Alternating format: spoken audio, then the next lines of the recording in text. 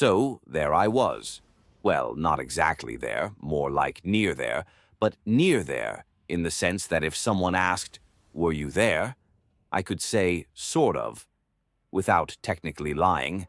Anyway, I was standing, well, not standing, more like shifting my weight between feet, in that way people do when they're trying to look confident, but their shoes weren't designed for it. And the shoes, oh, the shoes.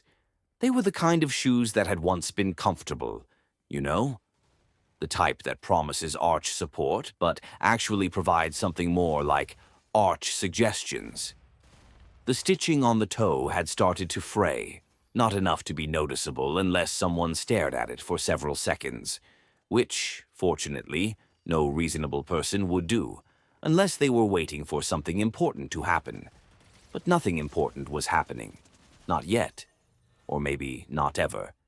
Anyway, before I get ahead of myself, which I never really do, I mostly get around myself, I should explain why I was there-ish in the first place.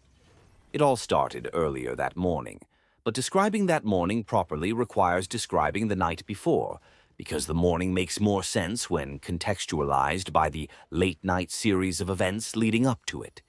The night itself wasn't extraordinary, except in the ways it absolutely was, because it involved a spoon, a nearly empty jar of peanut butter, a receipt I couldn't throw away for reasons that were unclear even to me, and an owl that may or may not have been imaginary.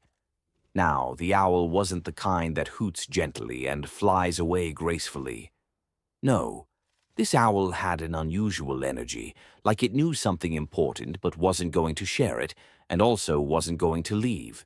It just perched there, where owls do not typically perch, staring in that judgmental way owls do when they're considering whether or not you're the kind of person who alphabetizes their cereal boxes.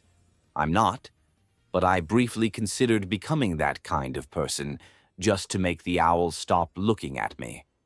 Once the owl left, or faded, or maybe I just blinked, I figured it was time to go to sleep. But you know how, right when you decide to go to bed, you remember something crucial, like how you need to plug in your phone, or turn off the kitchen light, or contemplate your entire existence for the next 2.5 hours. In my case, it was none of those. I remembered that I had promised myself earlier that day that I would do the thing. You know, the thing, the task, the mission, the very reason I was heading there-ish that morning, the thing I still haven't told you about. But don't worry, I'll get to it. Eventually. Probably. The morning was bright, too bright, like the sun had turned up the saturation slider a bit too far. I grabbed my bag.